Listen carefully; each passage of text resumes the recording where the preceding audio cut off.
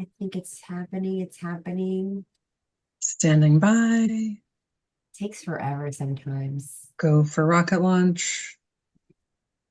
I'm on YouTube. Oh, there you go. There you go, Sarah. You go right ahead. It's all yours. All right, friends, associates, colleagues, folks from all over the interwebs who are tuning in live. I don't know, between Evie's song choices and the Fed news today, who thinks there's something exciting in real estate? Stay tuned. Stay tuned for Market of the Moment. But we have Emily on our agent interview today. So I am going to restrain myself from going off the record and going wild and stay on point. Let's start with our welcomes, friends. We are going to welcome this week Javier to our world at Metro. Welcome, Javier.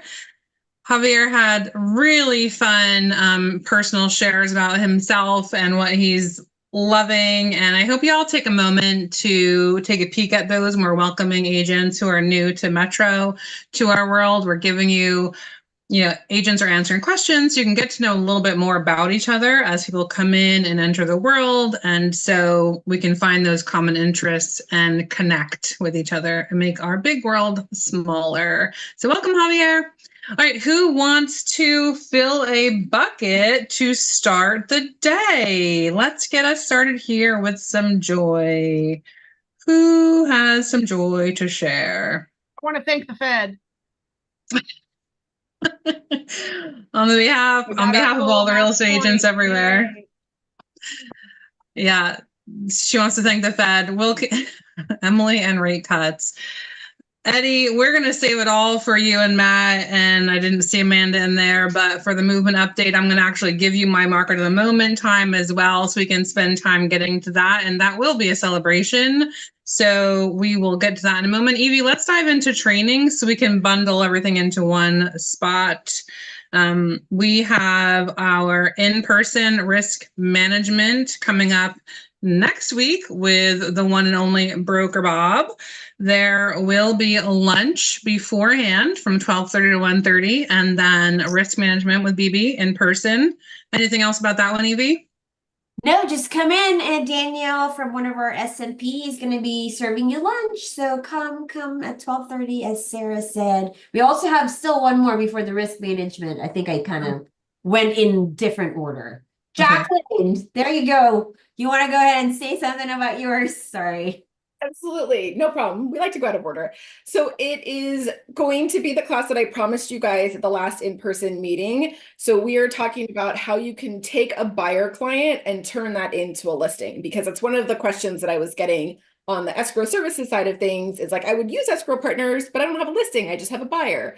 So we are going to talk all about that. We'll talk about how you can actually use escrow partners on the buyer side, but more importantly, we'll talk about how you can turn that into more business for yourself, which is ultimately what you guys are looking for. So that's going to be in person next Wednesday, 10:30 to 11:30. And I'm intentionally leaving time in there. So the class is only going to be about 45 minutes. I'm going to leave 15 minutes to answer one-on-one questions for your business. So just know that that's there as well. I'm holding that time for you guys.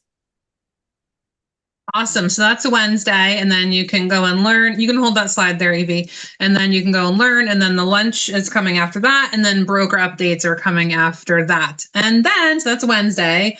Thursday, we have two exciting things happening.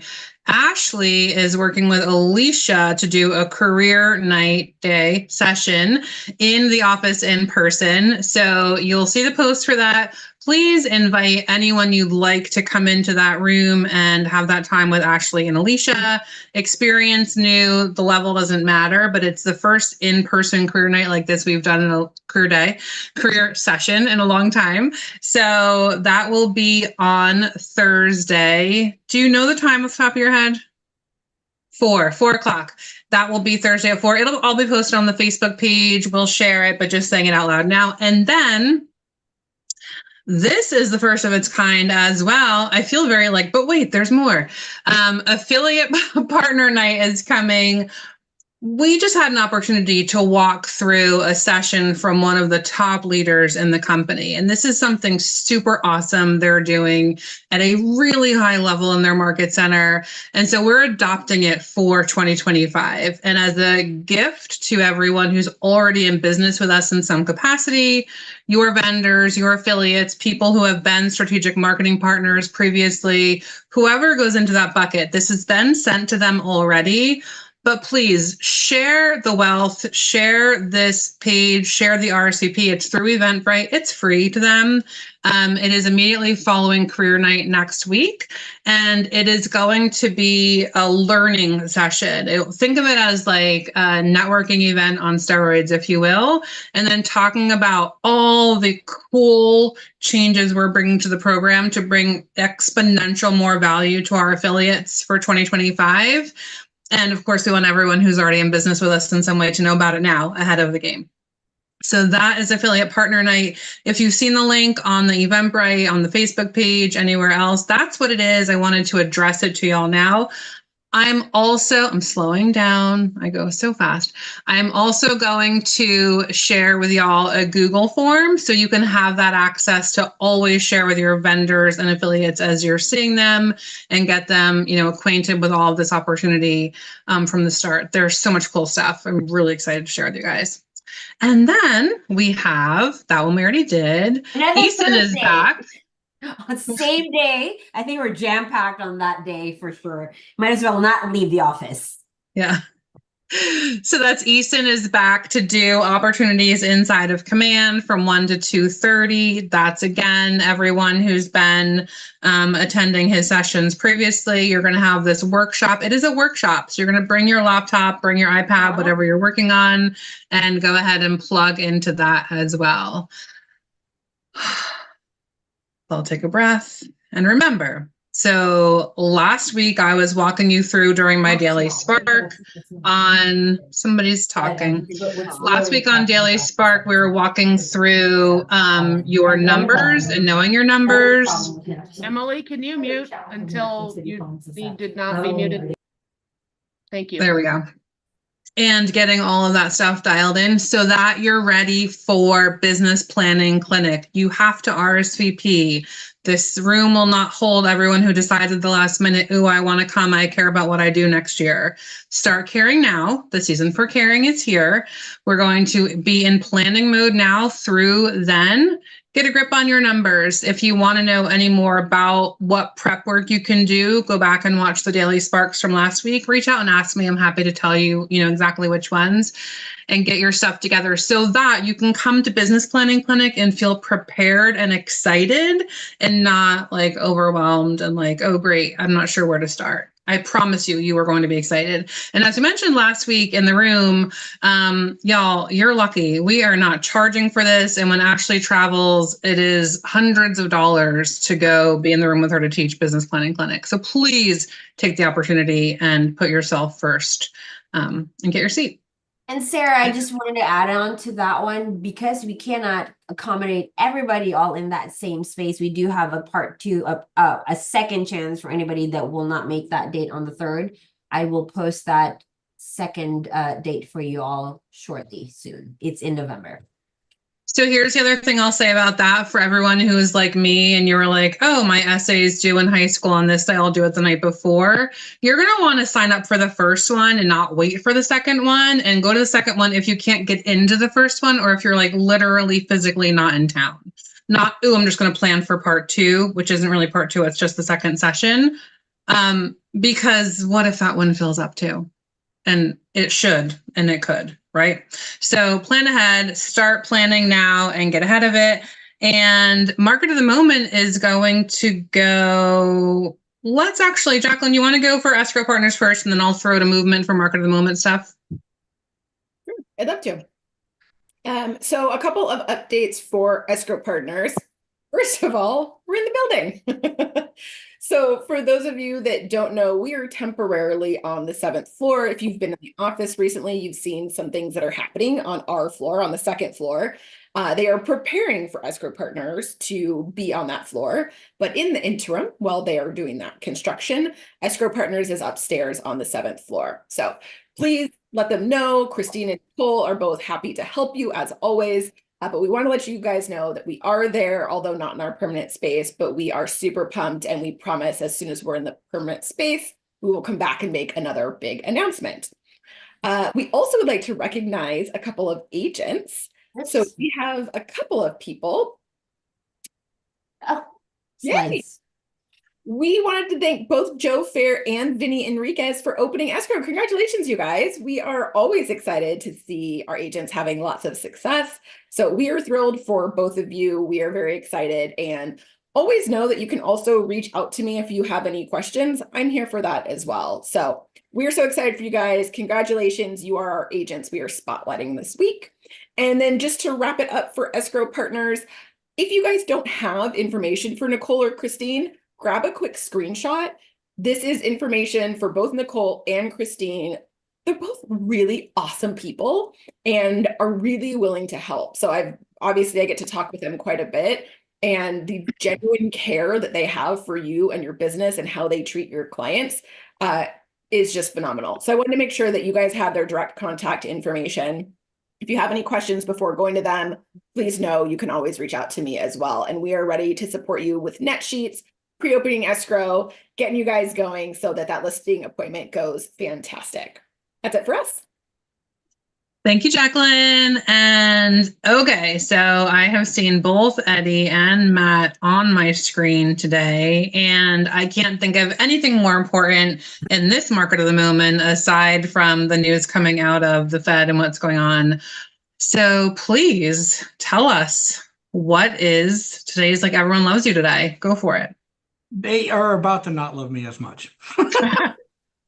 Because I'm going to break some news for you guys that I don't know is necessarily news, but hopefully it is to very few of you. So does anybody know what rate the Fed cut today?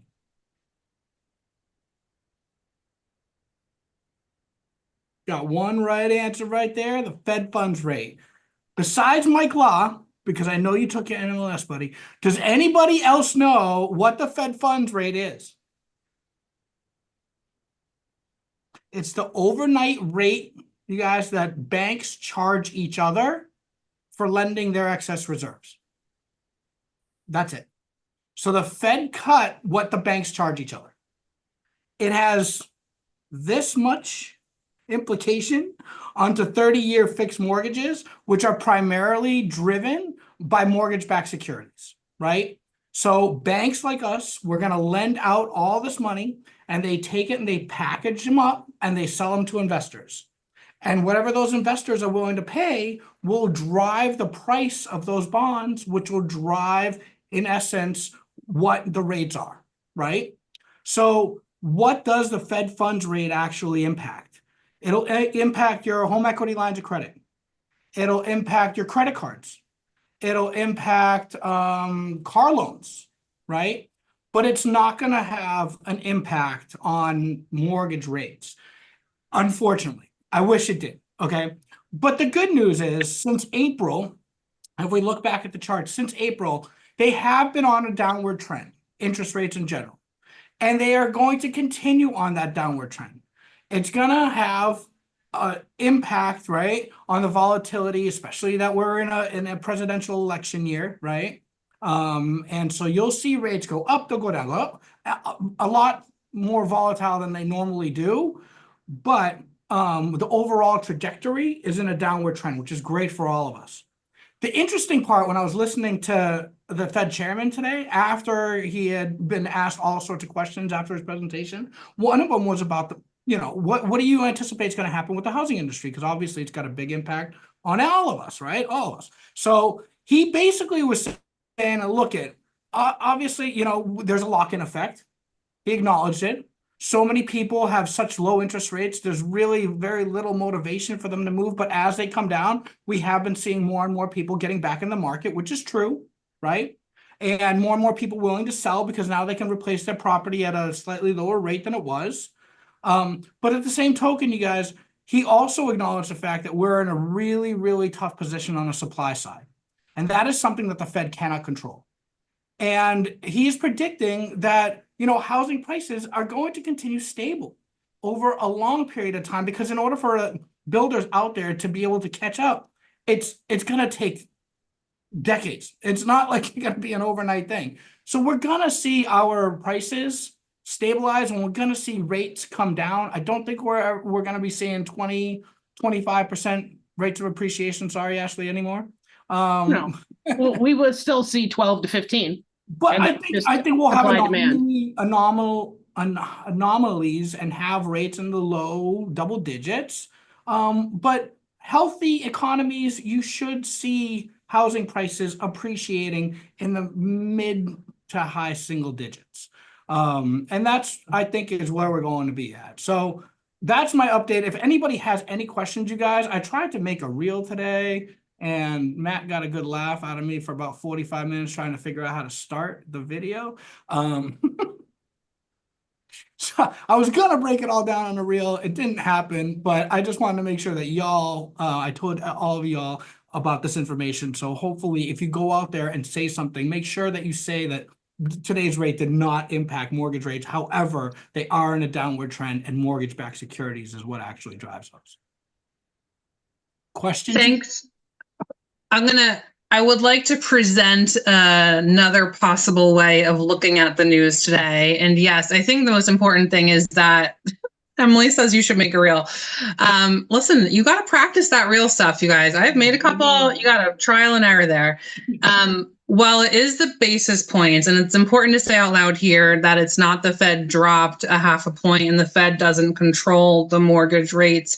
It is all connected. And what's important about what Eddie just said, it does control the rates attached to your home equity. It attaches to credit cards. It attaches to all sorts of other loans that attach to humans' monthly spending, right? So the reality is, I don't want you to hear that what happened today and then think like, oh, wait, it doesn't matter. It does matter very much, because they haven't issued a drop like this in years. And so year 2020, April of 4. Yeah. So that part is significant. And so it's being mindful of the impact on the humans who are borrowing money in general and how they're using it and how their monthly bills are affected, which drives the result for how they spend their money in general. The other part of that, and I highly suggest you go read an article and like read it 10 times to understand it. It was already, you'll see it was baked in. The mortgage rates been reducing, and it was already baked in that they would have a 0.25% basis point reduction. And where everyone was surprised is that they went with a half. So it is a bigger drop than was anticipated, and it does have an cause and effect, you know what I'm saying? Although not, it doesn't mean if your rate was 6.5, it went to 6. And please understand, mortgage rates are so much more complicated than that. And there's about a billion things that go into someone's lending rate, and it's not the same for everyone. But this is really good news, and it's great news for the economy in general, and it's great news for so many things. You have to read it and digest it and understand more and more and more about it. And maybe I'll make a Daily Spark about it tomorrow to like expand on it a little farther, because it's way more than a 2-minute segment. Thank you for that good news. So yes, things are moving down. Just more good news, just so you know, is 19 of the 19 Fed board members all anticipated more cuts this year. So that's more, cherry on top of the ice cream, whatever you want to call it. But yeah, it's we're heading in the right direction, and that's really what matters. And that's what matters, and your messaging matters, right? Because I'm sorry, I'll go ahead and say it, and we are recorded in like 12 different channels. Ice cream. That's not what I was going to say. It does matter. I don't personally want the rates to plummet so that a million buyers come out of the woodwork and are suddenly competing for the same house, and we go back to the frenzy of 1,000 offers and like give away everything you could possibly throw at someone to get it done. The market right now, although it might not feel that way, hear this with all the love and respect in the world, is actually helping you be better at your job. You have a moment to think. You have a moment to negotiate. You have a moment to hold more than one open house and use your marketing. This is a good thing. What we want to have now is that the consumer's financials are a little loosened, so there's more room for buying power. All right. Thank you for that, y'all. And BB, ground control to Major Bob. It's your turn. Broker spotlight, my friend. Is it my turn already? Oh, I forget I go after Ed. When Ed talks, I kind of like zone out. Love you, Ed. Ed and I are in the Keller Williams San Diego Metro Daycare Center because Emily brought her baby in today. It's been really nice. I always said running a real estate office was running a big daycare center. Now it's complete, full circle. Dude, close your door. You've got your headphones in. If you want me to be a feature, my nanny. I had to close my door is closed. Is he You loud? came barreling in. Sorry. Love you. Now you got me off track, Emily. I'm all flustered. I'm going to drop into the chat box the link for the hashtag broker advice stuff. I compile a lot of that stuff that I put into the Facebook Inner Office page group. Please read stuff like that. It's all the stuff that's the kind of like FAQs that are happening right now. Also, I want to give some things that we know that are happening with some of your transactions. It's all good. You guys are doing a great job. But making sure you import, and I'm going to put this in the chat box too, the new templates with all the correct documents, because we are seeing some transactions that we know have not imported the new templates. How do we know? Because you have an outdated ABAD form that isn't updated with the new office address. So if you haven't imported the templates, we know. And then, Ed, stop it. Here's the best practice moving forward. We used to make it just best practice, but for you top agents that are taking listings, it's highly suggested now, and I did bring this up in some risk management meetings, you should be giving seller net sheets to all of your sellers, and you do different variations. You could do a 3%, a 2.5%, a 2%, or do nothing, and have your sellers sign those, and you should be putting them into your transaction. So that is recommended by CAR as well to start moving forward, making sure you do seller net sheets. That's it. And we'll see you next Wednesday at the complete risk management meeting. And I don't hear any baby crying, but I look forward to seeing Emily's baby. Back to you, Sarah. Thanks, Robert. Smooth as glass, smooth as glass. All right, Alicia, let's get your coaching and mentorship spotlight. I'm bummed that I'm not in the office. Like the one Wednesday I'm not in the office and now I'm missing the baby. But let's give a huge shout out to Kathy, who got a BRBC signed with an above $1 million buyer from Instagram. You guys, social media, we got to do this. Like, this is, I think, her second over $1 million BRBC that she got from Instagram in like the last like 6 or 8 weeks. Can she teach us how? Maybe she can teach a class. Or just go follow her, right? It's a Well, Handle some of us Homes, need at like Handle Ed. Homes. But yeah, we can, she does work full time, so we'll see if we can get her in. But yeah, I'll talk to her about that. Good idea, Ashley. You know, we might need to know where the record button is, right, Ed? That's it. Thank you. I don't know. I don't know if there's been a smoother meeting in the history of meetings, you guys. This one is perfection, if you ask me. All right. Who has a listing to pitch, a property coming soon, something you'd like to share with the group? Take yourself off mute, raise your hand, do a dance, whatever you feel like moves you.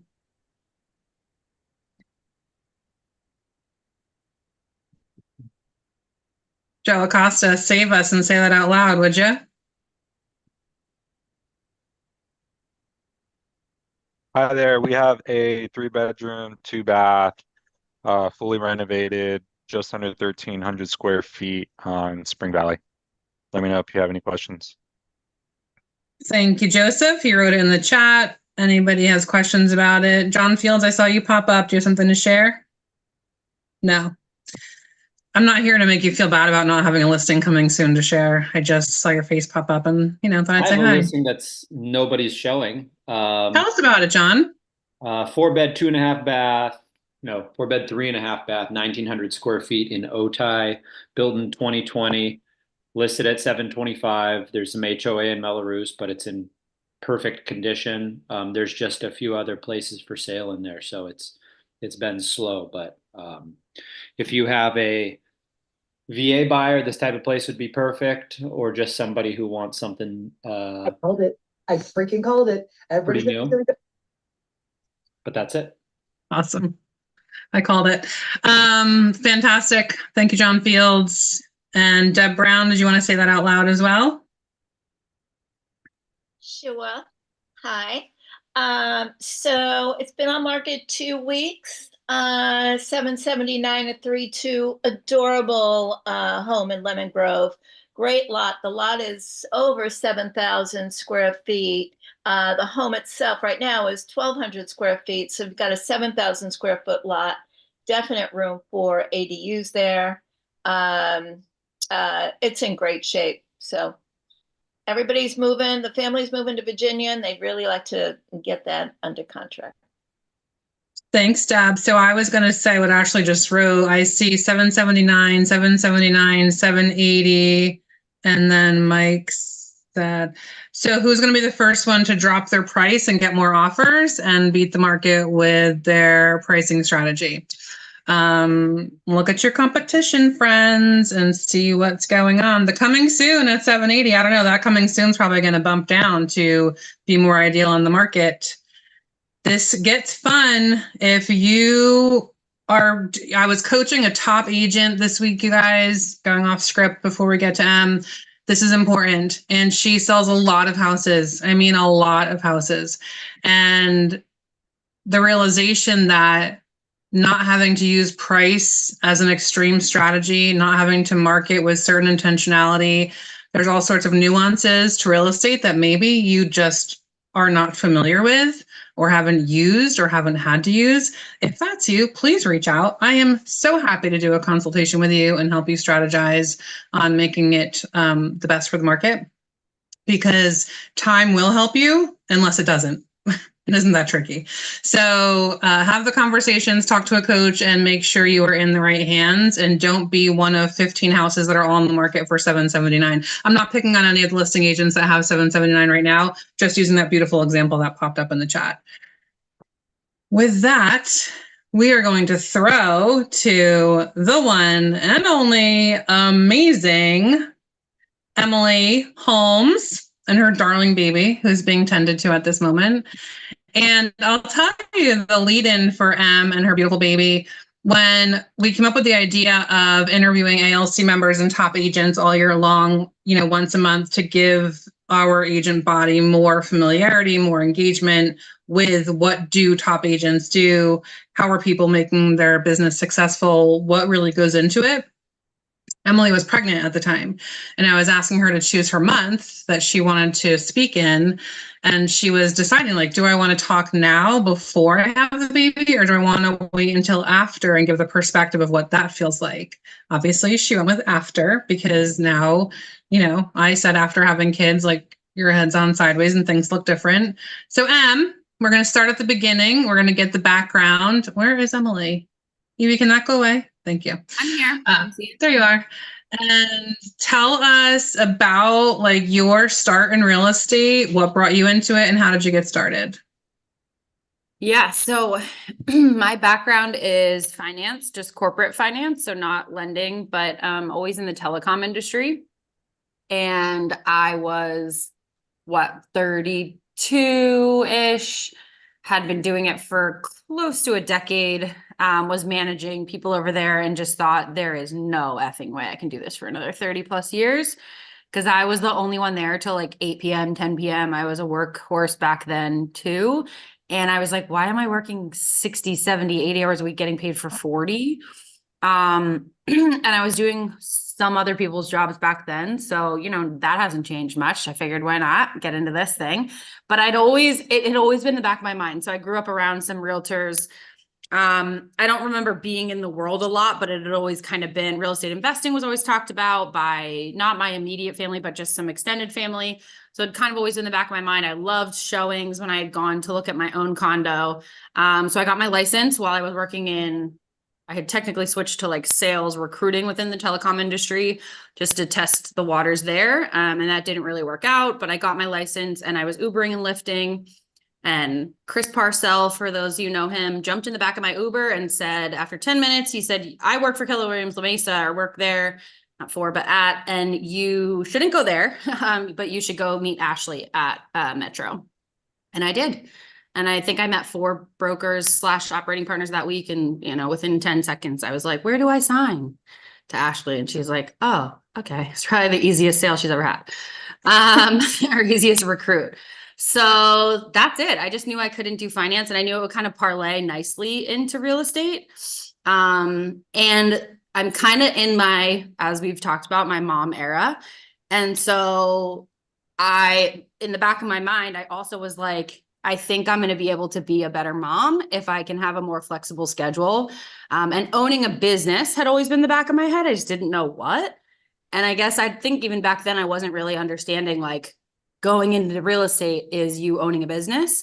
And that has come, you know, that got crystallized as soon as you walk into Keller Williams. So yeah, it all worked out. And now I get to, other than Kareen, you know, manning the daycare today, I get to I've spent so much time with my kid.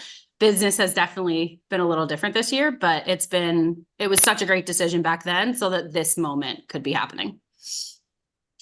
So that was 2017, right? Yeah, end of October 2017. Yep, is when I went active. Okay. And then fast forward to today, you got successful pretty much right out of the gate when we were doing our, you know, our getting to know you bits for specifics. I didn't even know that you sold 11 houses in your first year. And I think that's pretty awesome. And we always talk about what's possible. And yet you got into the business and just went for it. What I want, like, you went from, you know, essentially showing up as a rookie of the year in year 1. You have grown a team, you have degrown a team, as most team owners do. They grow it, they take it apart, they put it back together again, whatever the case might be. You've been a leader, you've been on the Agent Leadership Council, you are teaching the real estate school classes to other people to help shape careers. You know, tell us, like, what changes have you been making in your business based on what you've been learning across your journey? Yeah. So wait, to go back, I was not rookie of the year. I was vying for it, but I did not get that. Just so I said that you showed up like a rookie of the year. Okay. Like, hey, yeah. Okay. Yeah. I'm like, I don't want to take that away from whoever that was. I forget who it was. Anyway, I initially, so my first sale, actually, those 11 units all happened in the last 6 months of that first year. I did not, of that first, and I should say first full year. So, 2020, what would that be? 2018. I closed 11 units that year. I don't know if it was 11 the first 12 months I was in, or if it was 15 months. I'd have to go back and look. Either way, it was like 7 units that in 1 quarter, because I finally hit my stride. And that first 6 months, I think I closed my first deal with an open house client, a VA buyer who wanted to buy an investment property, but that he could also live in part of. We wrote 10 offers, y'all. It was that, like, it's probably the craziest experience. He's still a good friend of mine to this day. He's bought 2 properties through me. I've done outbound referrals. Now he owns like 27 doors all over the country or something. And his first property with me was at like age 50. I think he's 60 now. He's the director of anatomy at UCSD. So we are very different humans. He works with cadavers all day, right? And yet we're like really tight, super good homies. We see each other a lot. And he's great. But that open house client, he was the only person, by the way, that walked through that entire 3-hour open house in North Park that day. And so the way my business has changed over the years is I focused a ton of energy, probably 2 to 3 a week for the first 2.5 years. I focused on open houses. I didn't originally call a lot of my people because I just apparently do the opposite of what KW tells you to do initially, until I come back around and, you know, make it happen and do it the way that they preach. But I didn't want to call my people. So any of the deals that I got from them initially was just normal, just friend to friend conversations, word of mouth. And then I finally started tracking my numbers at the end of probably 2019-ish, which kind of aligned with COVID and everything about to come up. And I realized that 89% of my business was friend referrals without even trying, right? past clients from the year or two that had happened, their referrals, or agent to agent random referrals like that. And only 11% was open houses or other. Okay. So I pretty much immediately stopped doing open houses because that was a huge waste of my time. And then COVID hit and everything changed. But I've now focused primarily on my database. The best thing I ever did, my mom passed away of cancer at the end of 2019. And I hired Danica, my director of operations, as we were finding out my mom was not going to make it because we thought she was going to. And so that's the best thing I've ever done ever. She used to work for me in corporate finance as well. And I knew I was going to poach her the second I could. And she has been the backbone of our business. And we've gone from building a team with buyer's agents to, what did you call it? Degrowing a team? Yeah, that. And I just didn't do it again. I didn't really go through career visioning and do the types of interviewing and things that Keller Williams helps you and guides you to do. And so I just didn't have the right butts in the seats. It's really hard to find somebody that's, motivated on your level. And I don't know, what did we talk about this morning, Sarah? It's just harder to find somebody that is going to. A unicorn needs a unicorn, and most of you don't take the time to go find a unicorn. Right. Yeah. Oh, I hired people I went through weeks and weeks of making sure it would fit the team vibe for people that I had on the team. And personality wise, all of them were great. It's just it just didn't work out. That's it. There's not really too much to say about it. They're all great humans. I still talk to all of them. It just we weren't the right fit as a team dynamic for the four of us. And so right now I've gone to the showing assistant model, which I love, love, love. So I have a showing assistant. I still have Danica, of course. She's full-time W-2, the back end. She's been with me now 5 years. And then I have a TC, of course. I've never not used a TC. So that's kind of our team, as we call it now. The showing assistant, just so everyone knows, she gets paid by the closing. So she's a cost of sale. She's not an expense. She's not hourly. And then I'm never say never. I'm not opposed to potentially going the buyer's agent or other agent route. And if I'm going to follow in someone's footsteps, I'm going to go talk to Sheena Burton Sadum, because that's who I follow on Instagram. And I feel like she's pretty authentic, and I need to get more of her juju in my life and figure out how she's built her team. I want everyone to hear in Emily's answers because she's so authentic. I think it's why we've resonated from the beginning. When agents come into the business, and we're going to back up to the 11 deals because I'm sure people are like, wait, 11 deals. And if you recall from Ashley's stats meetings, when she shows agent percentages, most agents don't sell 11 houses a year in San Diego. So Ashley said, how many times have you wanted to quit, Em?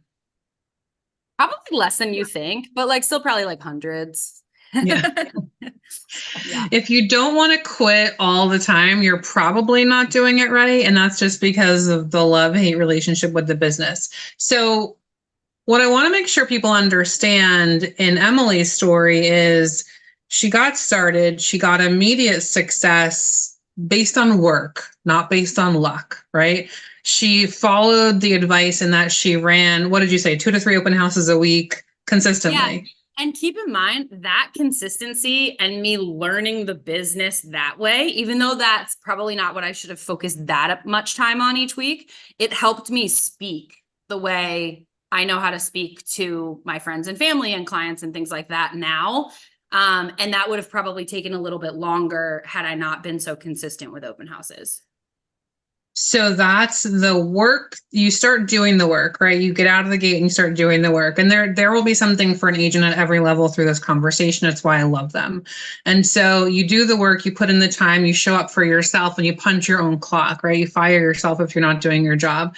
And in doing that, she was building the confidence, the skill set, the knowledge, the familiarity with the industry, and she was building those deals into her pipeline. Then once you got the skill set and the familiarity underway, you started, what you were saying to me is you got all these friends and family referrals by mistake, by chance, even though you weren't looking for them, right? Because your database is large, you had a previous career, you were pretty well connected, Meaning she knows people, right? She's not like, at all the country clubs and coming from, I don't know, there's a joke to be made in there somewhere, but I'm not sure where it is. So I'll move on. And everyone is connected in some capacity, right? If you're not already connected, what would your advice be, Emily, if someone's like, well, I just moved here, I'm not connected? Yeah, I mean, I think it depends on what you're gonna use and stick with. For me, it was open houses. That's one thing. That was one way that we didn't even talk about this morning. I can't tell you how many people thought they were all my listings, right? And in no way, shape, or form would on my social media would I take credit for a listing, right? None of them were my listings in the beginning, but people just don't know what they don't know. So they thought I was slammed, right? And super busy. So for me, it depends on what you're going to stick with, whether it's a meetup group I teach the state exam courses Mondays and Wednesday nights. And what I tell my students, some have just moved here from France, from Arizona. And for them, they have a bigger database than they think they have, right? The girl from France thought she had 5 people, but she has a dentist. She's been here long enough. She has a doctor. She's an accountant. She has, whatever, a massage therapist, a hairstylist, a nail tech, right? She has all these people that people don't really think about. And I would guarantee, or at least for me in life, I refer business to all of those people all of the time without thinking about it. And so it's honestly probably one of my weaknesses is to not be asking my people, my vendors, that portion of my database. My beach volleyball team, my softball team, I pretty much sold all of them houses, but join something like that. And there's other people in your life, whether it's softball or theater or whatever, music or whatever, there are other people you're not thinking of, I would say, that are in your quote database, even if they're maybe not in your phone yet. So I think that's meaningful takeaway for everyone. And then the tipping point that I thought was interesting was you said you knew in Keller Williams, you're taught to talk to your database, and yet you resisted because you felt inadequate or whatever the word was, right? And so you did open houses to build your skill. And then when you started learning and tracking your numbers, you looked and realized, oh my gosh, the bulk of my business is coming from my database. What did that change for you going forward and how you focus your time?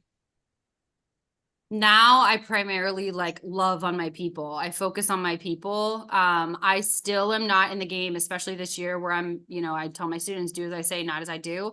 I think if I started to call people 3 to 4 hours a day, my lead generation, lead follow-up 5 days a week, my business would get so big immediately within the first 2 months that I wouldn't even know how to handle it all, just to be honest. That's not why I haven't, right? I'm just, life is life. But that's what I've started to do is just call on or love on my people. We do client photo events. If my clients don't take the time slots, right? That's okay. If they're not available that weekend, I give those to my friends, right? So I want them to keep the rest of my database, essentially, whether they've bought or sold with me or will buy or sold with me in the future. I want them that to happen. They usually tag me in that afterwards. They'll tag the photographer too, and they'll talk about me without me even asking. That happens organically. And I just let them fill the rest of the slots. That's one example, because why not? It's already paid for, right? We're either going to sit there and chat with the photographer for 5 extra minutes, and they're 5-minute time slots, by the way. You can get a lot of photos taken in 5 minutes, right? Per family or per person. So that's just one example of, I guess, a client event that we do to kind of include the whole database, and that works out really well. We do it twice a year now. So what does a typical workday look like for you? Right now, my kid naps 20 to 40 minutes at a clip, unpredictably, and 3 to 4 times a day. And half the time those naps are in my arm after a feed where we're holding him upright for digestion. So it looks like this: one-handed texting, one-handed emailing, planned calls or unplanned calls with clients on headphones where I'm like, hey, I'm sorry, my kid's in the background, and they all just get it. And if they don't, I don't really want to work with them at this stage in my life. So I'm leaving to go to a home inspection right now that started at 1:30 and an appraisal and a sewer inspection. And my client's there with Danica right now, and Carlo's coming with me, right? So this year is we're doing what they do in the NCAA March Madness. We're surviving and advancing. That's what I'm doing this year. I'm getting to the off season of baseball. My husband works in baseball, everybody, not a player, but a writer. So I'm just holding on till the Padres, actually till the real off season, because he'll have to work the World Series regardless. So I'm holding on till November. My days look totally bonkers, totally different, or totally calm, depending on the day. So I'm not the person to follow. My ideal day when I get to the off season, without a question, 9 to noon, lead gen.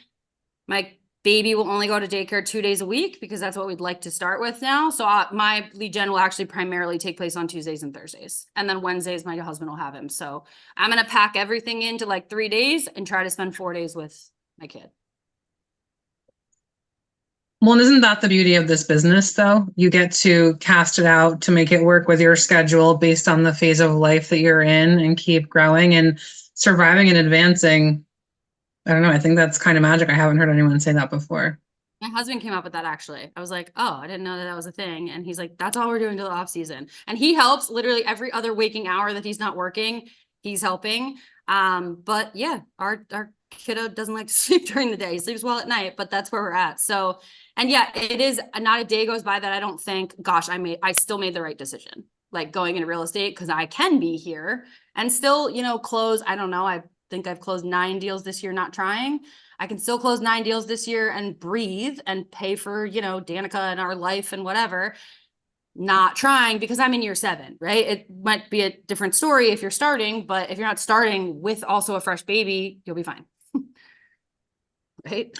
So what is the biggest change in your business since becoming a parent? I would say that when I do get those blocks of time, because it's not like AJ works every day, when I do get those blocks of time, I'm really good at time blocking, right? And getting and leveraging where I can, which I was always fairly good at that the last few years, but I'm good at time blocking and actually getting a lot done in a little bit of time because there is no other time for me right now. And like, I don't want to have no clients, so I have to figure it out, right? So as soon as he goes to bed, I get my emails done or whatever the case may be. If he does nap in the crib or the pack and play, I'll get a bunch of whatever I can do in that 30 minutes. So for me, I've gotten really, really good at time blocking, albeit somewhat intermittently and unpredictable blocks of time. But I would say I've streamlined and I'm just more efficient now. And that's pretty much what our running list is with Danica, is how can I utilize her? Again, I didn't have her till year 2, right? So, and that was early because my mom was passing away. So not saying you have to go out and get an assistant, but who in your world can you leverage? So you're only doing the 5 things that an agent should do, which is lead gen, lead follow-up, appointments, negotiating contracts. And then we always throw, what are we calling it now? Language of real estate in there. Dialogue. Right? Yeah. Say the right things to make the money. Yeah. I love your honesty for everyone at all level, because that is what makes it so real and valuable. And it's how you just described time blocking is how most people do have success with it. People are hesitant to take it on because they think they have to like time block their entire day minute by minute. And that's actually not how it works for most people. Most people are finding the chunks of time and packaging them with the things they need to do that are their one thing, right? And when you do the one thing first, then you can free up your day for the other things. Win the day by noon, and then you can go on and do what you need to for the rest of the day. And so where I want people to hear that message from you is whether it's parenting, we have so many new parents in our group, or whatever your other thing is that's taking your time. Time is finite for everyone. That's universal. So you're going to time block or time chunk or time crunch, whatever makes sense in your brain, to make sure you're getting your one thing done. And by doing that, you will make yourself so much more free and more successful over time with the compound effect, right? Okay, so we talked open houses, we talked database a little bit. Where does most of your business come from? Like, what would you consider your pillars of real estate? So my business comes almost all from my sphere. And I think Ashley had a question about that too. I'm looking that up, how many came from my sphere in year 1 on my P&L. So I'll answer that in 1 sec. I think it's the majority. So 1 sec on that. And then, or at least within the first 2 years, it's the majority. So my sphere is number 1, always database, never going to change. My number 2 is likely what I want to shift into, because I think that it had previously been, like I said, open houses, and then I've kind of just been, I know COVID was different, yada, yada. I also own a second business in La Jolla that I started 6 months before COVID. And it's a salon suites concept. So that took some time in 2020 and 2021. And then I was able to expand in 2021 because we survived and advanced through COVID. And so that takes up some time as well. So my business at this point is like 95% past clients or friend, family referrals, agent to agent referrals. But my next 2 focuses essentially are going to be, I want to go after, let's say, retiring agents and orphan clients. I'm going to make that a pillar for 2025. And then client events, I kind of like, I group that with my SOI usually, but that is probably going to become more of a focus. Ashley brought back some good content from someone that does like a very condensed lead gen in Q4. And as you just heard, my life opens up very much in the beginning of November. So Q4, like November, December, January is my sweet spot. If I could lead gen so much with events during those 3 months that I could set myself up for the year, it's a no-brainer for me because we have coverage. I hadn't even like thought of that concept. And that would change my life. And then the last one that I don't know that I'll do right away, but eventually I'd like to get into 25 VIPs. And just love up even more on those people each year. And the way that that works, for those of you who don't know, is to be in that group of 25 VIPs, they need to give you, Ashley will know, is it 4 deals a year? Yeah. 4 deals a year. And if they don't, they're out and someone new is in. And yeah, that's how Althea Osborne did it. I think you'd probably be good if they gave you 2 or 3. That's 75 transactions. Yeah, it'd probably be, yeah, I think it'd be okay. Yeah, and I say retiring agents, Deb, as like a nice term.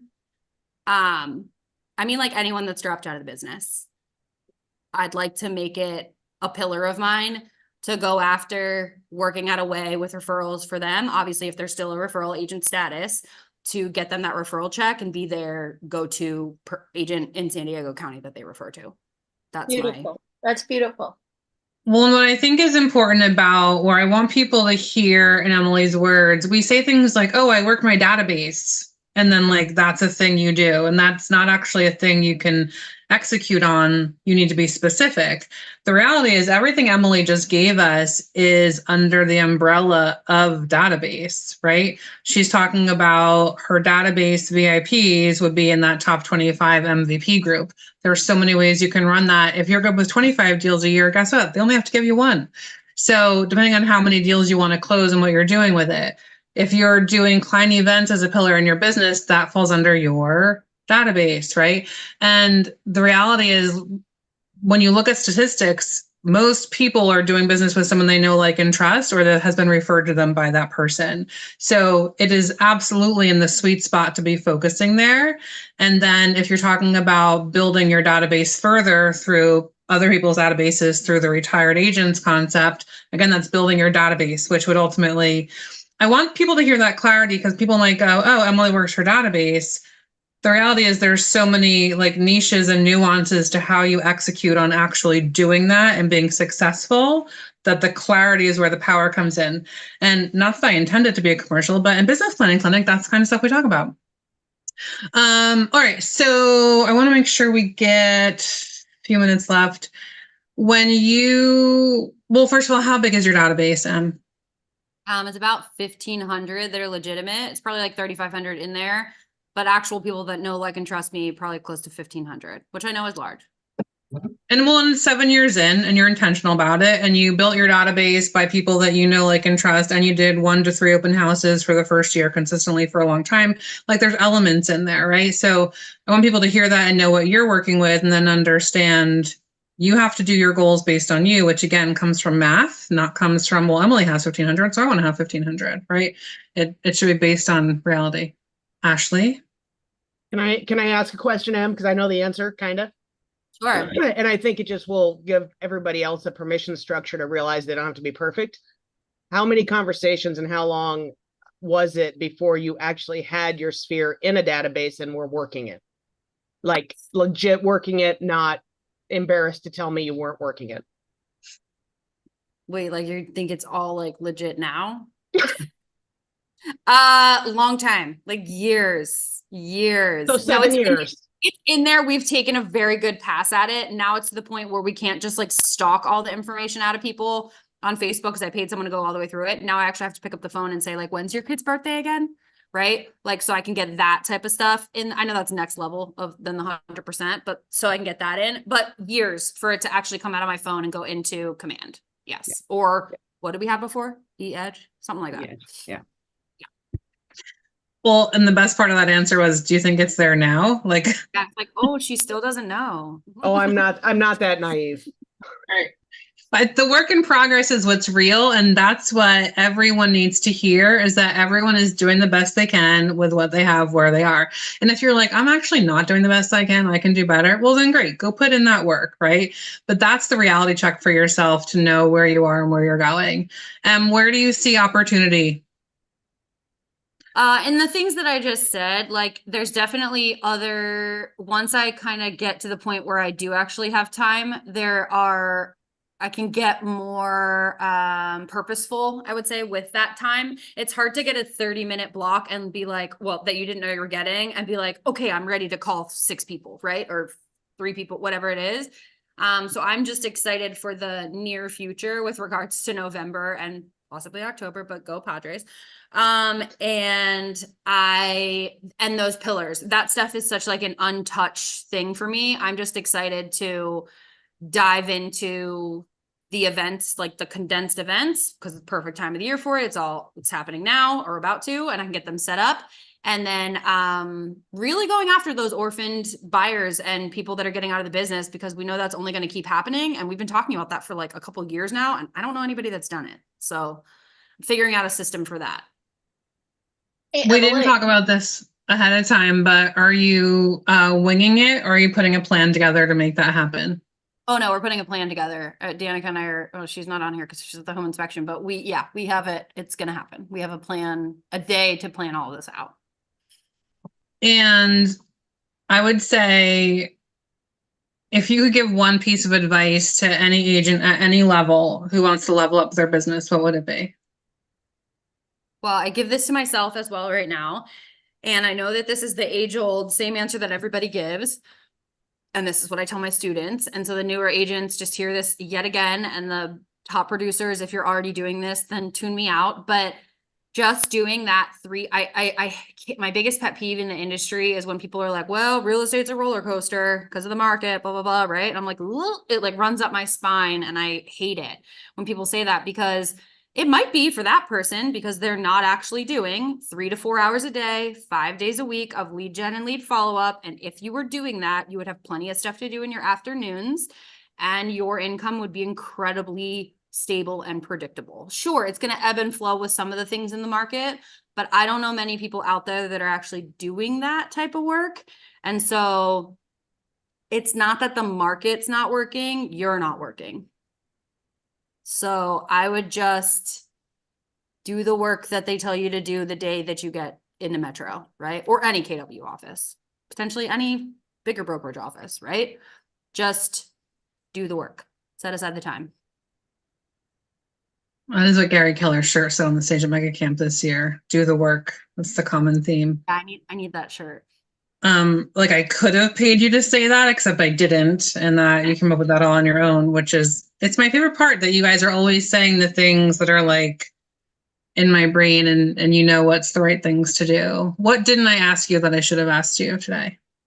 I think that one of the things on here was like, what you did say, like, where do you see the rest of this year? And one thing I want to talk about, one more thing. So yes, I'm insane. I have a baby. I run this other business. I also teach real estate at night.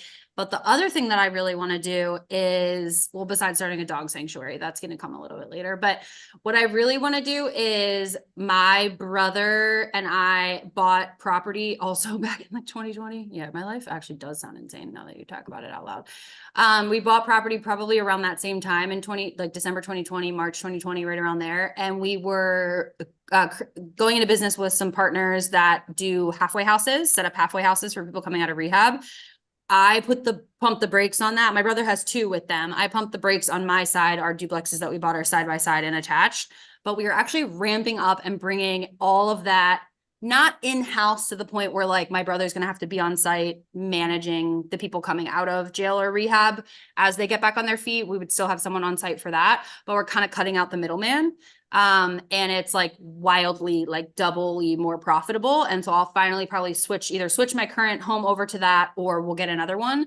But that's going to be another avenue from a both cash flow and appreciation standpoint, because it is getting harder, even in long distance real estate, sometimes to cash flow, right? And it's very hard to do so in San Diego with my investor clients.